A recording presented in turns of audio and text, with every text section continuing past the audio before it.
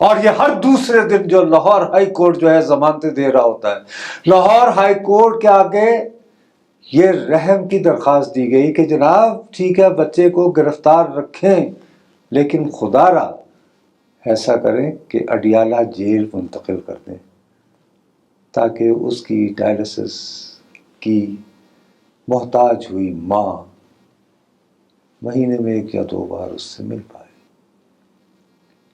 Lahore high court کے حکم پر اس شخص کو چکری تک لایا جا رہا ہے، اس بچے کو چکری سے حکم نہیں، ہاؤ ڈیئر یو، واپس کیوں نہیں یاد آئی توہین عدالت؟ یہ عدالت کی ساری ضمانتیں، ساری محبتیں جو ہیں یہ تحریک انصافی کے لیے کیوں وقف ہیں بھائی؟ کیا یہ سوال اٹھانا غلط ہے؟